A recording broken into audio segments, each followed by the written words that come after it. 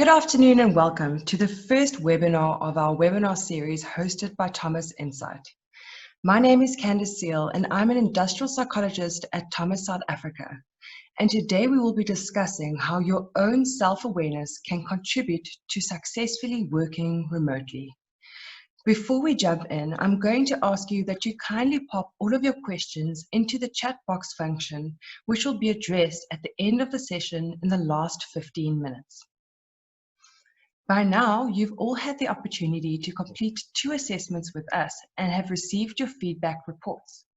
Today, we're going to look a little bit deeper into the background of those assessments and how the insights provided are likely to facilitate your progression to remote working success. You may have seen this picture before. However, there is no better manner to illustrate where our behavior comes from and how to increase our self-awareness. The illustration of the iceberg shows that there is a significant portion of the iceberg that is hidden or unseen, as opposed to the portion that lies above the ocean, visible to everyone. What can be seen by all stems from what cannot be seen: our personality, values, beliefs, genetics, and even our upbringing all play a major role in the people that we are today. We cannot see the personality of others. However, we can see their behavior. We can see when someone is nervous or when they're excited. However, we don't always understand why. The why is what lies beneath the surface. The why is what we assess with our emotional intelligence tool, the TQ. What we can see, our behavior above the surface, is what we assess with our PPA assessment. Gaining insight into our behavior and why it manifests in the manner that it does provides us with invaluable self-awareness that equips us to navigate these turbulent times with more knowledge and more confidence, increasing your chances of successfully managing ourselves through this time. The first assessment that we're going to have a look at is the Personal Profile Analysis, or the PPA. This assessment has a look at an individual's behavior preferences specific to the world of work. It assesses how an individual views the world around them, as well as how they are likely to respond to their assessment of their environment. Dr. Marston is the creator of the DISC theory, which set the wheels of the PPA in motion, as the PPA uses the DISC theory. When we discuss different behavioral preferences, we refer to these preferences as styles. In the quadrant, you can see that individuals prefer to view their environment as either favorable or friendly, or they are likely to view the environment as hostile or antagonistic. Individuals are also likely to respond to how they perceive their environments in one or two ways, either actively or passively. Should individuals perceive their environment as hostile or antagonistic and they have an active approach, they're likely to have a dominant style in their profile. So you are likely to experience them as assertive, competitive, direct, driving, forceful, inquisitive, and they are likely to be your self-starters. On the other hand, if you view your environment as hostile or antagonistic, but you prefer to have a bit more of a passive response, you're likely to have compliance within your profile. Others are likely to experience you as accurate, careful, compliant, logical, perfectionistic, precise, and quite systematic about how you go about your day-to-day activities. Now, if you view your environment as friendly and favorable, and you have an active response to your environment, you're likely to have influence within your profile. Others are going to experience you as communicative, friendly, influential, persuasive, positive, and quite verbal. And then lastly, if you view your environment as friendly and favorable, but have an active response, you are likely to have steadiness within your profile. Others are likely to experience you as amiable, deliberate, dependable, methodical, thorough, and quite persistent. Now, each of these styles are likely to respond to change quite differently. We're going to have a look at how to best accommodate each style's preferences through the change that we are currently experiencing. So, for dominants, the best way to communicate with them through change is to be as direct and straightforward as possible. Present their work as a challenge to them. As they are quite results-oriented people, they want to achieve. So they want to know what results it is that you expect them to achieve. If they can achieve it through going through a challenge, that's going to be even more motivating for them. It's not enough for them to just tick a box and say, okay, I've achieved this result that I want to. They want to challenge and they want to feel like they've really contributed, like they've really added value. In order to keep them engaged through the change, focus on business matters when you're talking with them. The reason is, again, they are quite results orientated. So filling up conversation with things that don't get to the point, that aren't straightforward, might be quite frustrating with them. In our next webinar, we're going to elaborate and delve more into the frustrations that are related to each preference. Give them short-term achievable targets. The reason for this is because at the moment, working remotely, we might not be able to achieve the same targets or results or outcomes that we are accustomed to. So those with dominance might be struggling to allow themselves to achieve those targets.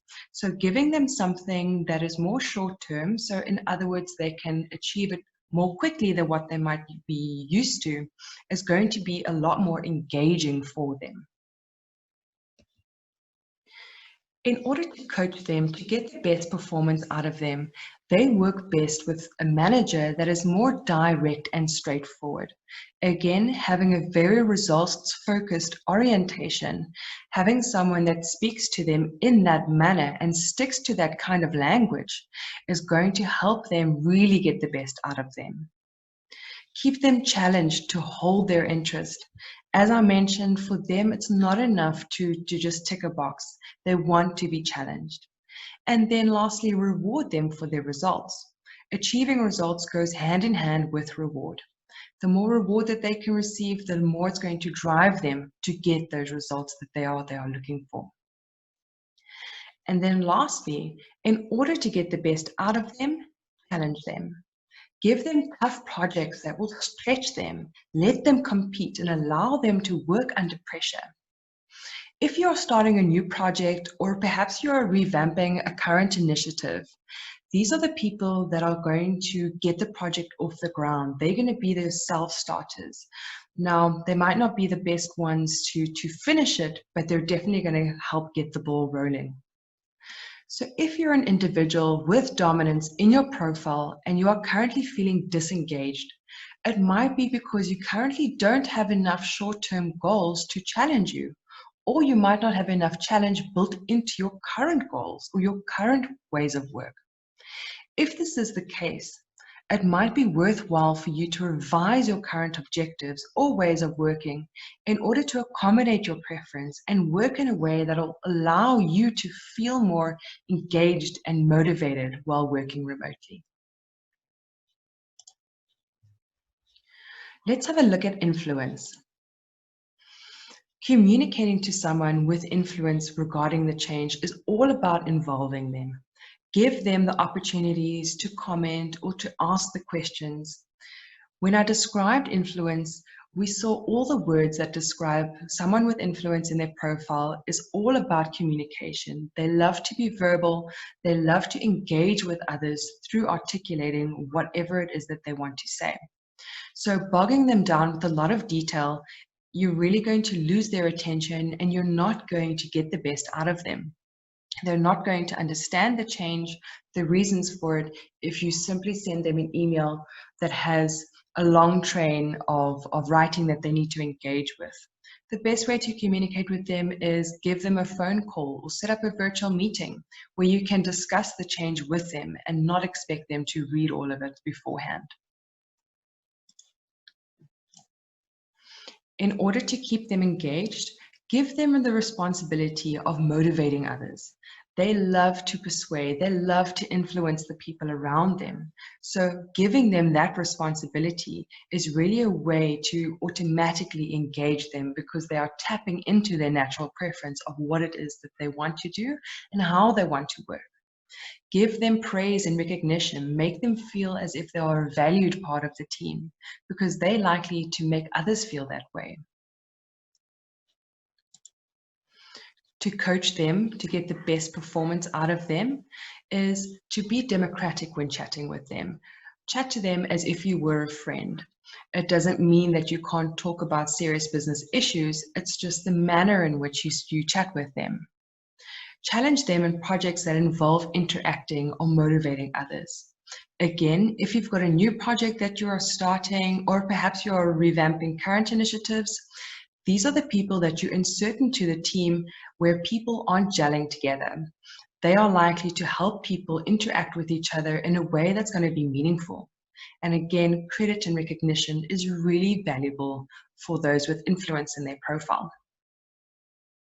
In order to get the best out of them, it's all about recognition. Give them credit for their accomplishments, not because they need it for any other reason other than they want to feel like they're making a positive contribution. Because they're so in tune and want to influence those around them, it's helpful for them to know when they are doing it correctly. So provide them the opportunities to work with people and recognize the way that they have motivated others, because this is how they feel that they are able to bring value to the organization. So if you are someone with influence in your profile and you find yourself feeling somewhat demotivated at the moment, take some time to reach out to those around you and spend some time talking about different projects or ways of work. You're likely to feel more motivated through this discussion as you are able to allow your preference to take center stage. Giving yourself the opportunity to discuss work-related topics is likely to help you to feel engaged with others through the interaction. For steadiness, communicating with someone with steadiness in their profile throughout times of change, structure and procedure is quite important. Those with steadiness in their profile enjoy the sense of security and stability. Now, going through the time that we are at the moment, there isn't necessarily a lot of things that are certain, and it's very difficult to ingrain stability within your role and within the way of working at the moment. So this might be a bit of a challenge. However, what is able to remain constant should for that person. Structure can be as simple as encouraging that person to work the same hours that they did as they worked in the office. For example, if they worked from 8 to 4 or 5, allow them and encourage them to continue working these same hours. It's just going to help with that structure within their world, helping them to feel more stable and more secure. Where you can, offer guarantees. For example, the same team dynamic is going to be present when you go back to the office, and then have someone with influence work on maintaining that. That's an easy way to leverage the strengths that the different styles bring. Give them time to ask the questions that they need to build security in for themselves. They're going to look for information, so provide that platform for them. In order to keep them engaged, provide them with an open channel of communication. Again, it's very difficult during this time to have all the answers, but it's not about having the answers. It's about providing the platform for them to raise their concerns and also to listen to the concerns of others and to perhaps support their ideas. The reason for this is those with steadiness in their profile, they're likely to be quite good listeners. They really care about the people that are around them. So enabling them to provide this kind of support to their team is likely to help them feel a little bit better about the time at the moment as well.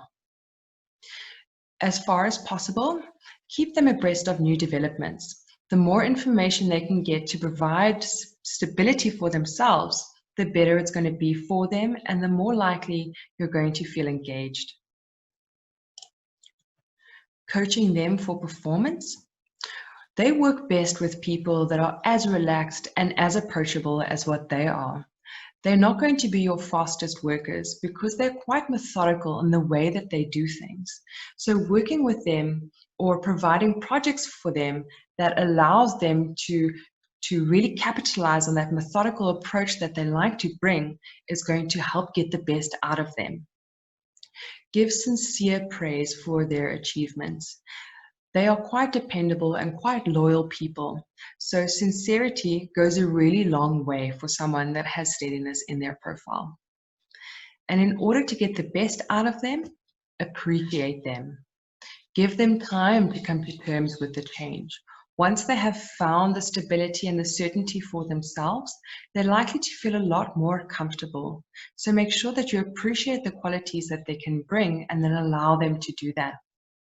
If they're going to work as part of the team, they're going to be quite a nice addition in terms of being a soundboard for those that are around them.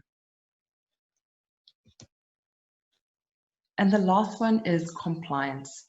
So the best way to communicate with an individual with compliance in their profile is to be as factual as possible. They love a lot of detail and enjoy clearly defined objectives.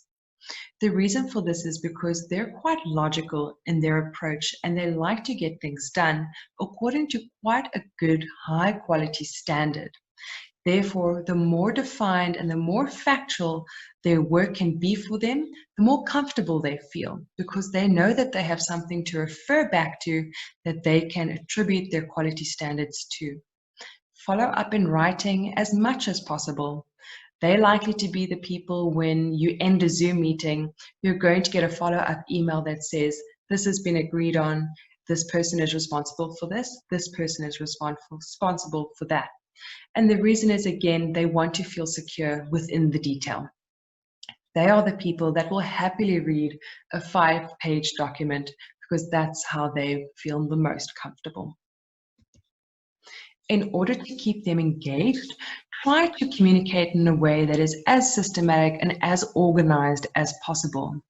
They themselves tend to be quite organized individuals, and they might become a little bit flustered or frustrated when things are not as organized as what they would like it to be.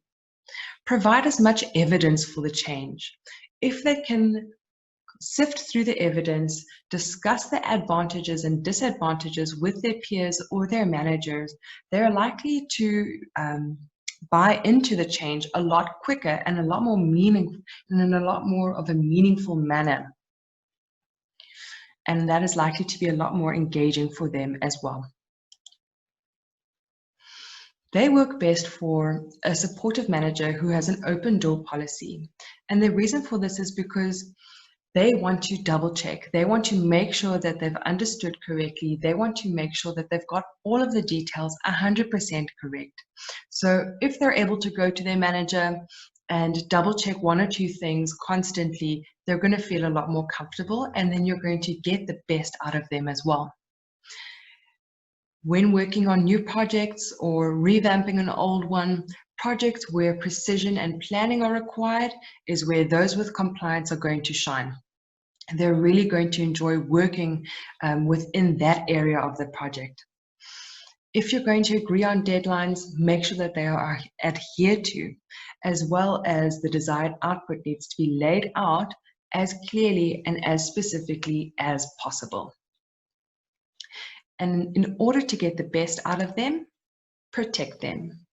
They feel safe knowing what it is that they need to get done. Therefore, the more clearly defined the objectives are, the likelier it is that it's going to help them manage more effectively through this time of change.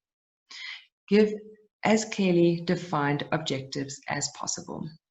Ensure that they have the time to ask the questions. They're going to want to double check. Ensure that that allowance and that platform is there for them. Allow them to set those virtual meetings up where they can converse with their colleagues in order to make sure that they have all the answers that they need. Allow them to capitalize on their strength of working within logic, analysis, and fact. They love the detail. Allow them the time to work with it.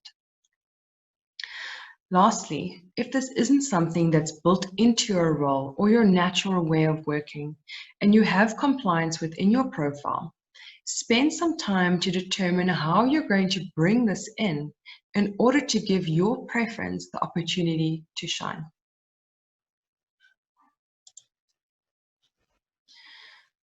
Now we come to the why that lies beneath the surface. That what is measured by our Trait Emotional Intelligence Questionnaire, or TQ. Emotional intelligence is a term that has gained considerable popularity in the recent years, but for good reason.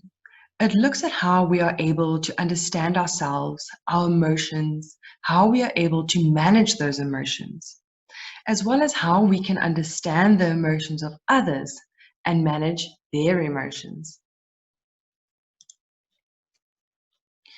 Your feedback report that you've received only discusses a high-level overview and the interpretation of your results.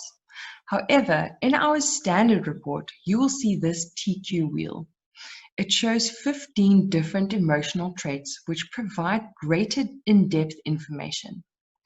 Several of these traits may shed some light on why some individuals are handling the current situation differently to how you know them. Perhaps they seem a bit more standoffish, or perhaps they are communicating far more than they usually would. Perhaps you are noticing these differences in yourself.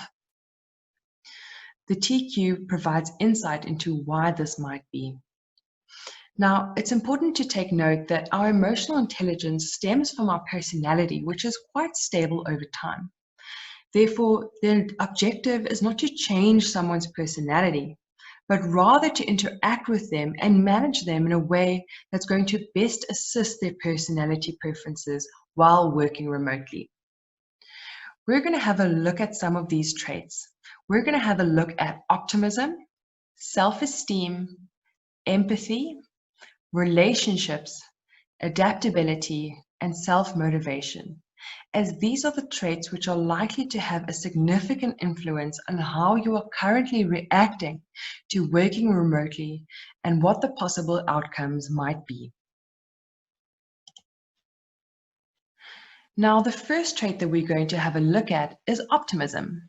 Now, optimism looks at how positive you feel about the future. Those with optimism that are less than most others may struggle to see the positives of the new working environment. They may find themselves really only focusing on the negatives and the inconveniences of working from home. They might find themselves inundated with thoughts of, but now I need to compensate for this, or now I need to focus on this rather. Whereas within the working environment, they had the comfort and they had the consistency of positives that are maybe brought about by the team that they work in. So understanding how this trait manifests within us is going to show how you are best supported. Again, just to reiterate, we're not changing personality, but we're highlighting how best can your personality be supported. Now, those with less than most optimism, it's best to engage in conversations with them about what makes them feel optimistic about working remotely. The more you engage with these conversations with them, forcing them or asking them to critically evaluate what makes them feel optimistic is going to help them to create a habit to notice more optimistic things for themselves, or to notice more positive aspects for themselves. The more they notice it, or the more they're made aware of it, the less time they're going to spend thinking of the negatives or the inconveniences of working from home. A good question to ask them is, what is working better than what you expected? Perhaps before we went into lockdown, they had thoughts of all the negative things. And now is a good time, after we've spent some time working remotely, ask them, was it as bad as what you thought? What went a lot better? Again, it's going to help them, or going to help train their thinking to think more positively. Within the work environment, we're very accustomed to working with outcome goals. In other words, what goals are attributed to the outcome that I need to achieve. Now, in the current situation that we're in at the moment, that might not be a reality for everybody. Instead, now we just need to shift the goalpost. We don't need to change the goal, but let's perhaps look at what goals we can achieve now. So instead of looking toward the outcome, let's look toward the process and think, okay, perhaps we can make it more efficient. Helping people with optimism less than most focus on the process is going to stop them from becoming negative about the outcome that they might not be able to achieve at the moment. Not because they can't achieve it or because they don't want to, just because the circumstances that we find ourselves in at the moment make it a lot harder or even impossible. Encourage them to learn from their experiences. Learning from their experiences again helps to highlight what's positive about this whole situation. Perhaps they've learned how to cook a new meal, for example, or maybe learn a new skill. All of these experiences can be turned into a positive learning for them, helping them to see that it's not always negative. If you'd like to adopt some sort of accountability partner strategy throughout this time, pair them with someone that has a bit of a higher optimism. The reason for that is because they're going to balance each other out. Those with optimism that are more than most are likely to focus on what is more positive about the current situation. This is going to help those with the lower optimism to really focus on the positive side of things. So, given what we've just discussed, if you're someone who has a lower optimism, this is going to highlight to you how you need to be supported within your current working environment and perhaps get the ball rolling of certain changes that you might want to take note of or might want to start implementing in your day-to-day. The next one we're going to have a look at is self-esteem. Now, self-esteem looks at how confident you are, and it looks at your general levels of self-respect. Now, individuals with self-esteem that's lower than most might find it difficult to overcome this new challenge of working remotely. The reason is they might feel a lot more self-doubt and they might not feel as confident as to adapting to the new ways of work. They might not feel as confident to take on this new challenge. Additionally, individuals with lower scores with regards to self-esteem are likely to set very high and sometimes even unachievable standards for themselves. When they are unable to reach these standards, they can be very harsh on themselves. Additionally, research has shown that some home demands make working from home even harder. The reason for this is because they're likely to attach those high standards not only to the work-related objectives, but to the expectations of the household as well. Therefore, compounding the standards and the expectations that they have of themselves, making what is to most people a hill, it's going to make it for them seem like a mountain they need to climb. Now, should you be someone who's got self-esteem lower than most others, you need to learn for yourself that it's okay to say no. The correct answer isn't to take on more work and take on more work. Focus on the challenges or focus on the tasks that you have at the moment and understand that if you say no to a new task, that it's not a negative reflection on yourself. At the moment, it isn't about success or failure. It's about managing through the change and managing through working remotely as effectively as what you can. This is why regular and increased positive feedback becomes so important. Positive feedback can include something as simple as putting a slideshow together for someone that needs to present a presentation, for example. It might not seem like it's such a big task, but for someone with self-esteem that's lower than most, getting that positive reaffirmation is going to make them feel more confident and still make them feel like they are having a positive contribution. Mindfulness is quite a helpful technique when it comes to those with self-esteem lower than most. It is about thinking about what you're thinking about to stop yourself from jumping to negative conclusions, For example, if you feel like there is a project or a task that you don't want to take on at the moment and you say no, mindfulness is going to help you from experiencing or engaging with yourself in those negative self-talk, those negative conclusions that make you feel like, you know what, I should have said yes. So if you'd like to know more about mindfulness, there are a lot of helpful articles that you can go and research. The next one we're going to have a look at is empathy. Now, empathy looks at your perceived capacity to understand other people's viewpoints and whether or not you're going to take their feelings into account. Now, those who have empathy higher than most tend to be quite aware of the feelings of other people. Therefore, during this time, they're probably going to be quite aware of how others are experiencing the stress or how others are feeling worried during this time. So they might spend more time focusing on others instead of themselves. It's going to be hard for them to shut out the emotions and the troubles of other people and really focus on themselves to make sure that they're still giving themselves enough time to make sure that their well-being is still intact. Spending enough time or spending a lot of time focusing on the emotions of others might end up being quite demotivating for them. Now, should you be someone that has empathy higher than most, or you know someone that does, the best way to support them during the remote working time is to encourage them not to focus too much on the feelings of others. Again, should they spend too much time on this, they're not spending enough time on themselves. Monitor the conversations that you're having with them or monitor your own conversations. It's likely to give you an indication of where your focus is lying.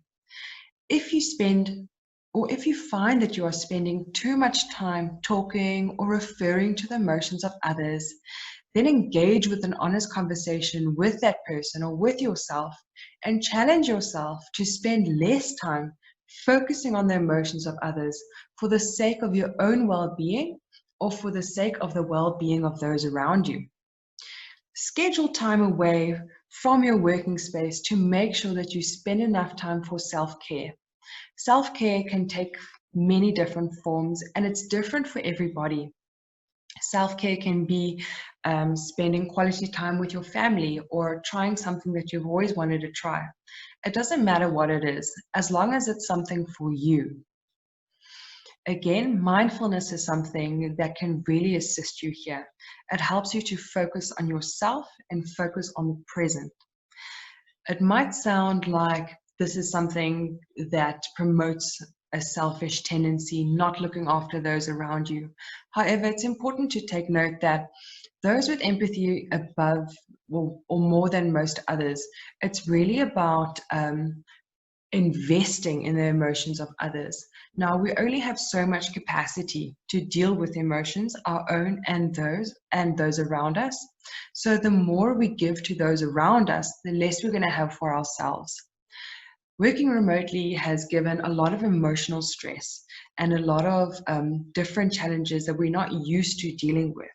So we need to make sure that we are saving enough capacity for ourselves to make sure that we are still okay. Helping others and engaging conversation with others is all good and well, but you're not going to be a lot of help or assistance to those around you if you're not making sure that you're okay.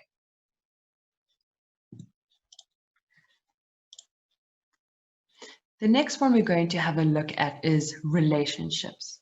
Now, relationships looks at your perceived capacity to forge and sustain meaningful relationships both in and out of work. Now, loneliness is one of the greatest complaints about working remotely and in isolation over a long period of time. This is because it can cause an employee to feel like they don't belong to the company. And this is where relationships fits in. Those with relationships higher than most tend to feel less connected and detached from their network. This is true for both the work network as well as the social or the personal network. And again, the reason for this is because the TQ focuses on your personality, not only work-related, but who you are as a person. They may even procrastinate by spending time checking up with people. These are probably the people that have set virtual meetings for no reason at all, nothing that's really work-related, but they just want to chat. And this is really just because they want to feel that connection because they aren't able to feel it anymore. That is one of the benefits of working within an office because you don't need to try very hard to feel connected. However, working remotely, you do need to put quite a bit of more effort in to feel that same engagement and to feel that same connection that you usually would with your team. Now, how to best support those, either yourself or someone that you know, is to engage in those regular check-in and virtual team meetings. You might feel, if you've got relationships lower than most, you might feel that this is a waste of time, we don't need to be doing this. But this is really something that you can do to help others that isn't going to take a lot of time or effort. It is really just indulging them to help that person to feel the same connectedness. Helping them to feel more connected is going to help with the performance overall. The more engaged they feel, the more likely they're going to feel motivated to wake up the next day and hit the ground running. Ensure them that they can bring value without relying on the people. When you are going into those check-in meetings or when you just pick up the phone and give them a call, ensure that you add in a little aspect of, you did well when you did this yesterday, or I've noticed that your results are looking excellent. Congratulations, you really are making a positive contribution. It's really about highlighting to them that they are enough as a person and that the value that they bring is not due to the contribution of others, but it's due to their own contribution.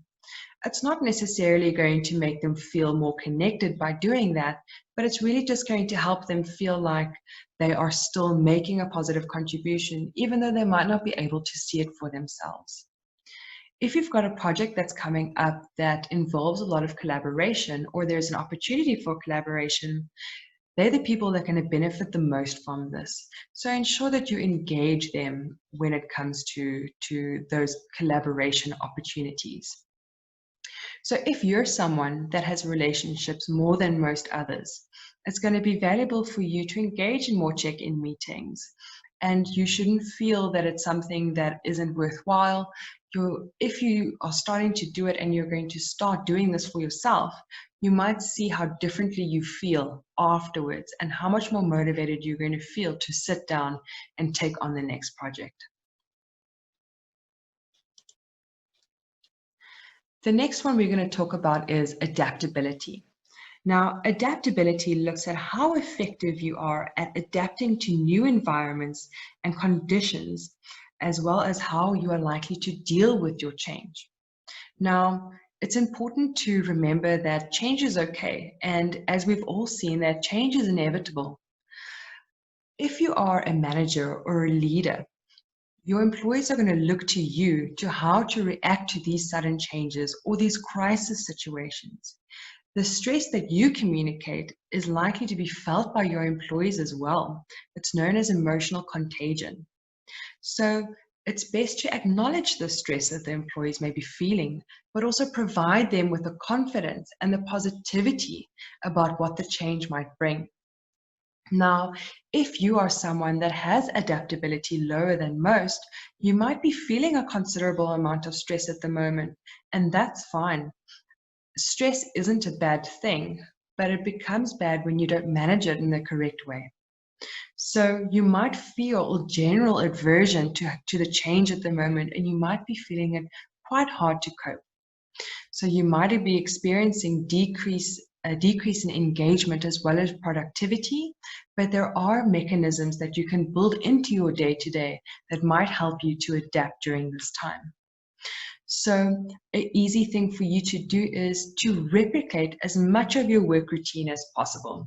Again, it could be as easy as making sure you adhere to the same working hours, to the same breaks. If you had a meeting every Monday at 9:30 with your team, ensure that this is maintained.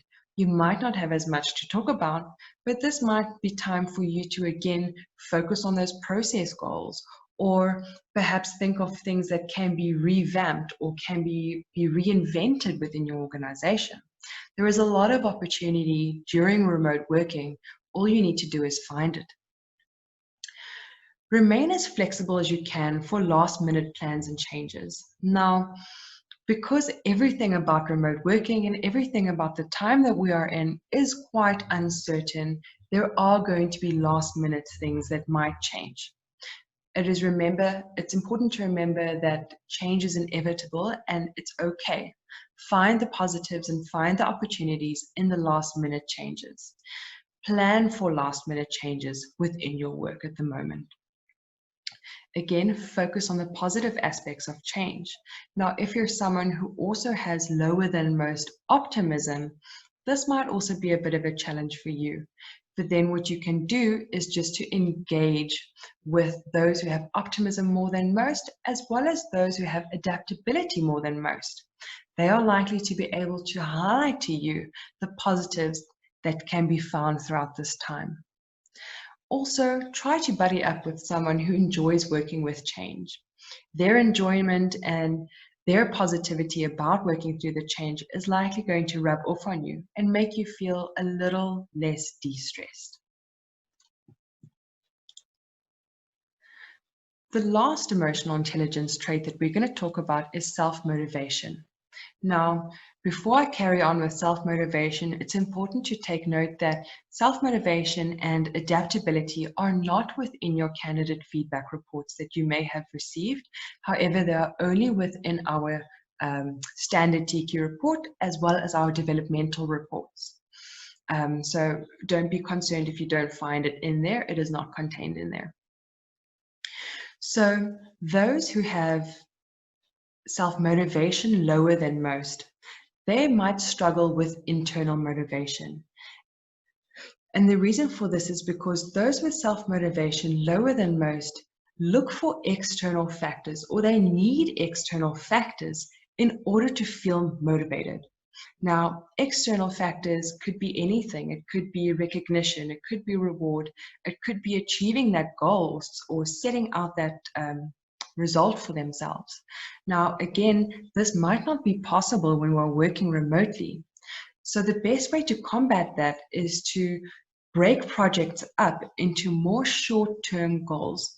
The reason for this is because they're going to find more short-term gratification in order to keep themselves more motivated throughout the long lockdown period.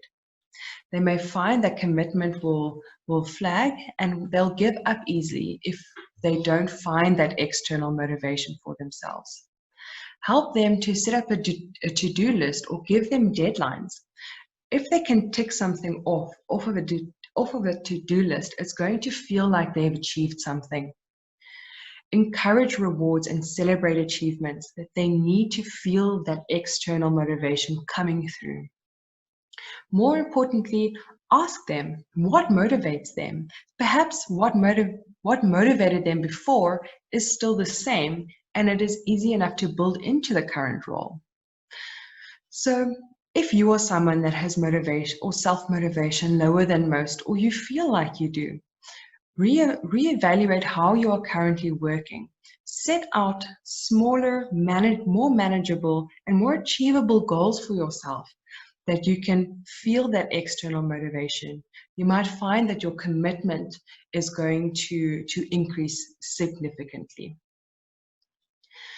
Now, we've looked at various factors within our own icebergs, both above and below the surface, which are likely to have an effect on how to manage ourselves and others through this time of change. Engaging with our own assessment results increases our self-awareness and gives us insight into what possible changes we need to make in our day-to-day lives in order for us to feel more comfortable with our own current situation and enable us to work more effectively. I hope that you've enjoyed our first webinar and found some valuable tips for yourself. We're now going to have a look at any questions that you might have added to the chat box.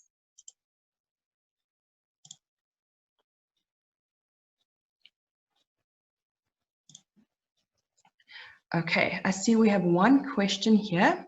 Please feel free to add your questions. You can find the chat box by clicking on the three dots and selecting the chat option there.